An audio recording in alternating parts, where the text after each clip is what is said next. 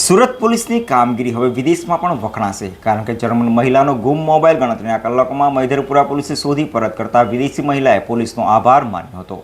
જર્મનીથી ભારત પ્રવાસ અર્થે આવેલી મહિલા પ્રવાસી 25 માર્ચના રોજ સવારે 11:30 વાગ્યાના અરસામાં સુરત રેલવે સ્ટેશને ઉતરી હતી। ત્યાંથી તેઓ હોટેલ જવા માટે રેલવે સ્ટેશન બહારથી એક ઓટો રિક્ષામાં ભાડે કરીને રવાના થયા હતા। હોટેલ પહોંચ્યા બાદ તેમને અહેસાસ થયો હતો કે તેઓનો પોતાનો પર્પલ કલરનો ગૂગલ પિક્સેલ 9A મોડેલનો મોબાઈલ ફોન રિક્ષામાં જ ભૂલી ગયા છે। ગભરાયેલી મહિલાએ તાત્કાલિક મહિધરપુરા પોલીસ સ્ટેશનનો સંપર્ક સાધ્યો હતો।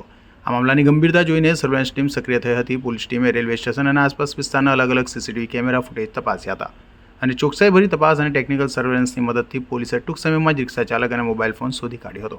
સુરત પોલીસ કમિશનર અનુપમસિંહ ગેહલોત અને ઉચ્ચ અધિકારીઓની સૂચના મુજબ પ્રજાની સેવા કરવાના હેતુથી પોલીસે આ ફોન મેળવવાને મહિલાને પ્રવાસીને પરત કર્યો હતો। પોતાનો ફોન સુરક્ષિત પરત મળતા જર્મન મહિલાએ સુરત પોલીસનો આભાર માન્યો હતો અને પોલીસની કાર્યક્ષમતાના વખાણ કર્યા હતા।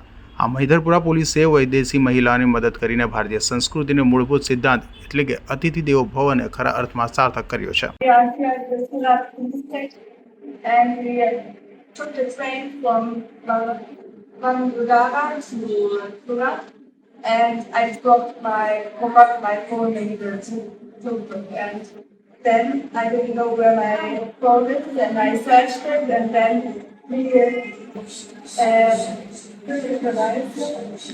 please Fortunately, we meet him, Yes. and then he